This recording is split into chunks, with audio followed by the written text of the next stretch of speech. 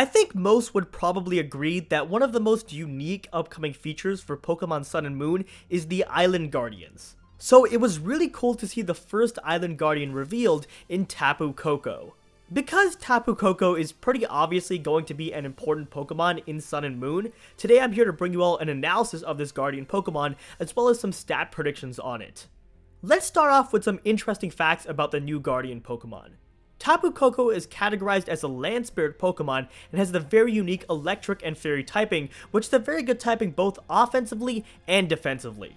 It has a height of about 5'11", so it should be around as tall as an average human male, but it weighs only 1/3 of what a human that height should, meaning it's probably going to be very lightweight and fast. As is stated in its official description, Tapu Koko is an island guardian for Mir Island, which is the second island from the left on the picture you're seeing right now of the Alola region.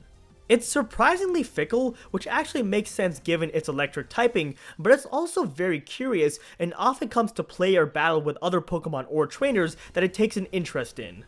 Another important piece of info stated in the official description is that Tapu Koko can store up electricity by enclosing itself in the shells on its arms, and it is also said to enter this form during other special times. This is definitely hinting at something bigger, so what I think is that all Guardians will have alternate forms, sort of in the same way that Keldeo did in Generation 5. This potential alternate form for Tapu Koko might be more defensive in nature, given that it does enclose itself inside of a shell. I'm also thinking that it's going to get higher special attack in this hypothetical alternate form because it is said to store up electricity. Another interesting thing mentioned is that Tapu Koko protects the area in which it lives. The word protects is specifically used here, meaning Tapu Koko must be protecting something. So what exactly is it protecting? Is it perhaps protecting an item of value?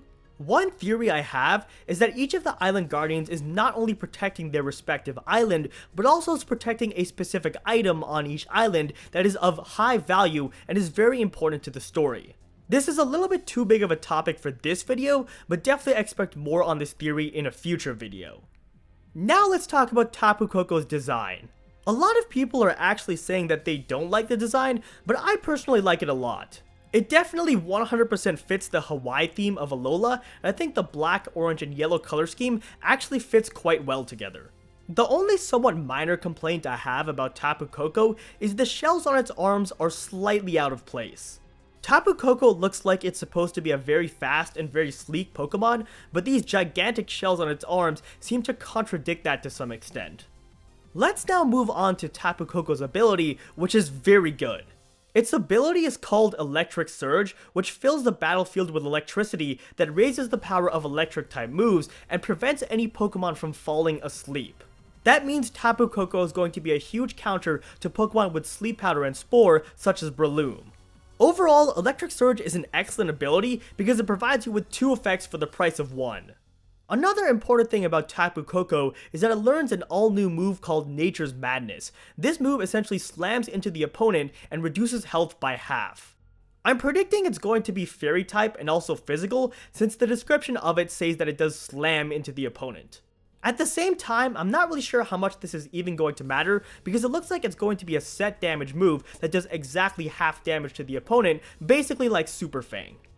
Finally, to round things out here, I want to give some specific stat predictions on what I think Tapu Koko's stats are going to be like. As a quick disclaimer here, it's very unlikely that I'll be 100% correct with this, so just take the general concepts from these predictions and not the literal stats exactly at face value. Anyways, here are what I think Tapu Koko's stats are going to be like. Because Tapu Koko is of course one of the 4 Island Guardians, I figured it would have a pretty high base stat total, so I've given it a BST of 600. As stated earlier, this Pokemon does have very low weight, and it is an electric type, which means it's most likely going to have pretty high speed, so I went with 120 base speed. At the same time, it looks a little bit frail, so I figured it would have low HP and special defense, but the shells on its arms could add to its physical defense, so I've given it at least decent physical defense. The exact defensive spread I went with is 80 base HP, 100 base physical defense, and 70 base special defense. With regards to Tapu Koko's attacking stats, I'm predicting a mixed attacker with slightly higher special attack. So what I went with was a base 110 physical attack and base 120 special attack. And there you have it, folks. Those are my predictions for Tapu Koko's stats. For the last portion of this video, I want to briefly talk about the other Island Guardians. I think that all the Island Guardians are going to have base stat totals somewhere between 550 and 600, leaning more towards 600 because they seem to be really important to Sun and Moon. Speculating on stats any further than that is pretty much pointless at this point because we don't know anything about the other Island Guardians.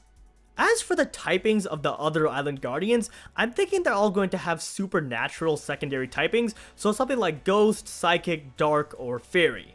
One theory that's been thrown out there is they could all be Fairy type just like Tapu Koko, which actually makes a lot of sense because Fairy is a good type for a Guardian Pokemon.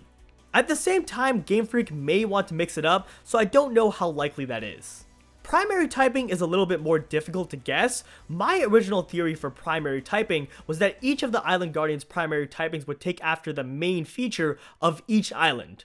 So specifically, I was thinking the leftmost island would have a Guardian with the ground typing because of the desert area. The second island from the left would have a grass type Guardian because of the large forest. The third would have a fire type Guardian because of the volcano. And the last island would have an ice-type Guardian because of the snow-top mountain. Obviously, I was wrong about that because Tapu Koko is the Guardian of the second island, but it doesn't have the grass typing, so I'm not sure how likely this theory is anymore. I do still think that elemental types and their derivatives, so types like fire, water, grass, ground, and ice, are the most likely for the Guardian's primary typings. If I had to go and give a hard prediction for each of the Guardian's typings, I'd probably have to go with Ground and Fairy, Electric Fairy, Fire Fairy, and Ice Fairy for all the Guardians going from left to right, so until we get more info on them, that's my prediction for now. Well, alright folks, that is pretty much going to do it for this Pokemon Sun and Moon analysis video. As always, if you enjoyed, be sure to drop me a like down below, be sure to subscribe if you haven't already for more Pokemon Sun and Moon content in the future, and also let me know your thoughts in general about Tapu Koko down below in the comments. Otherwise, I hope you all have an awesome rest of your day, and I will see you in my next video.